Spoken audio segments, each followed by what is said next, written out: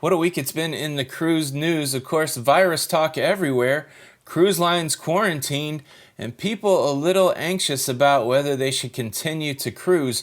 It's a great question that people are asking in the face of all that's going on. Should I keep cruising? Should I book a new cruise? Should I be worried about my upcoming cruises in February and March?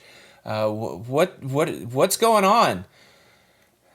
It's a valid question. In today's episode of the Lido Loca cruise show, let's talk about it. Let's just have the conversation. Should you keep cruising while all this stuff is going on?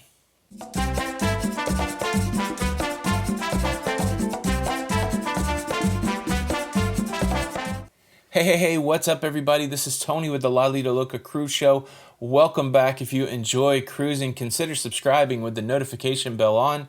That way you don't miss out on any of the episodes. Well, look, it's a real fear. There is a lot of scary news coming out every day. Again, cruise ships quarantine, people trapped on cruise ships, people getting tested for viruses spreading, death tolls rising.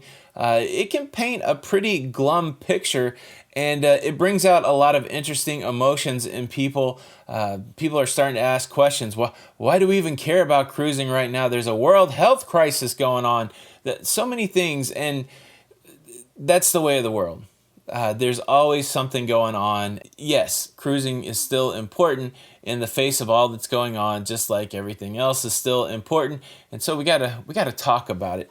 And look, I just want to lay out some things that are going on. Let me say first, when people ask me the question, should I book a cruise right now? Should I continue cruising right now? Look, you can't cruise to China. You can't cruise to Asia, but can you still cruise to the Caribbean? Can you still cruise to Europe? Can you still cruise to Alaska? Can you still cruise to the Panama Canal? Yes, there's nothing going on in those circumstances that would make me personally give pause and not jump on a cruise ship. I did report the story yesterday about the Anthem of the Seas testing passengers in Bayonne, New Jersey. It sounds like that was just Royal Caribbean being super cautious. They had Chinese nationals on board, people that had been to China, and a couple of them had a little bit of a respiratory issue. And they're like, yeah, let's test these people just to make sure it's not the virus. And sure enough, it turned out just to be cases of the flu. And so there's no indication if you're a North American cruiser, even maybe if you're a European cruiser, as long as your destination is not Asia, there's not cruise ships having problems right now. There's no quarantine cruise ships. The 3 quarantine cruise ships are in Asia. The thing you have to remember, this is all a developing story, and so things are being learned on a daily basis. The incubation period of the virus, how the virus is being spread, all those things are being tracked down. And health organizations, health officials, cruise lines, they have a lot more information than they did a couple of weeks ago, and they're starting to respond with certain policies to minimize the risk of infection outside of the main area. So first off, I wrote down a list of about 5 things here. The first thing is, the key thing is that the epicenter, the heart of this virus outbreak is in Asia. And so primarily things that are being affected by this virus is Asian-centric. Now, the virus has spread to about 20 countries around the world. And again, there's policies and procedures in place now from governments to look for people that are coming from the affected area and to either deny entry or to do some sort of containment to make sure that those people do not have the virus.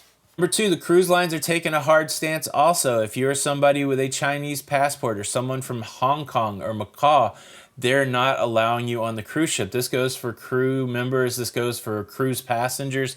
These are people that if you've traveled to China, MSC, for example, if you've traveled to China for the last 30 days, you're not being permitted to board the cruise ship.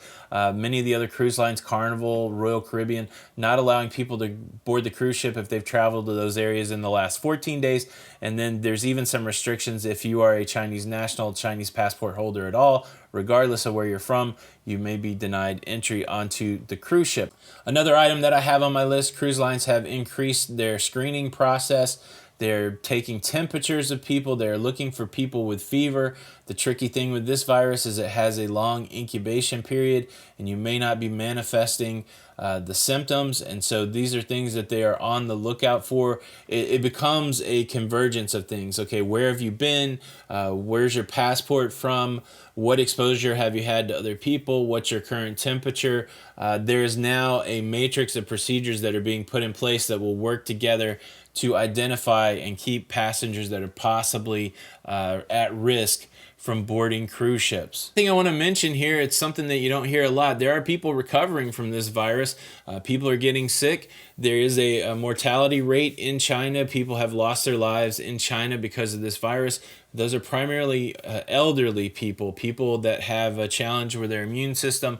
And there are people that are getting the virus that are recovering from the virus. They're being treated and they're recovering from the virus. And so it's not just an all-out, if you get the virus, this is a mortality issue. And so sometimes that gets lost in the conversation that, yes, people are getting sick. The death toll is rising, but there are also people in the recovery column, people that are recovering from the virus. So it's important to note that there are people that are being treated and they're recovering from this virus. So it's easy to paint a bleak picture, but also at the same time, there's things on the uptick also, like recovery. Look, it can be a little scary. I get it. There are people that are going to say it's going to be just as safe to stay home. But again, you can't let all the sensationalism. You gotta understand what's going on where. You've got to understand your risk. If you're jumping on a cruise ship out of the United States going down to the Bahamas, your risk is very minimal. It's a tough question, right? You gotta take care of yourself. You gotta be healthy. I'm not being prescriptive. I'm just saying that I would jump on a cruise ship if I have a cruise that's going. I've got a cruise that's going to the Caribbean in March. I am not concerned. There's nothing that's happening on the world stage right now that has me concerned, at least from a cruising perspective.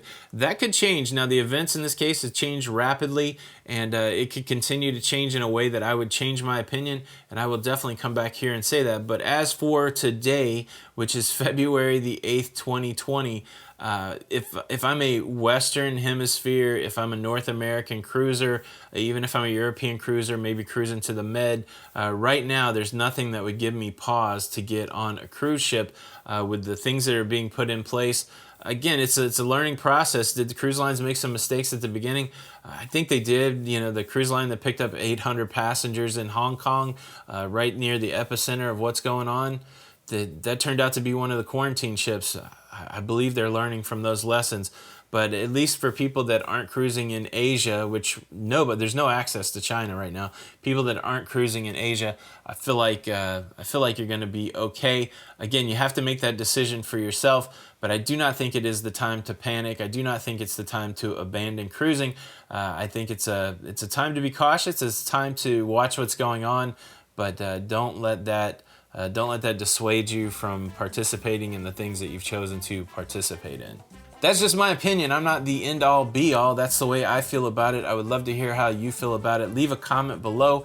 This is Tony for the Lido Loca Cruise Show. And until the next time, we'll see you on the Lido. Bye.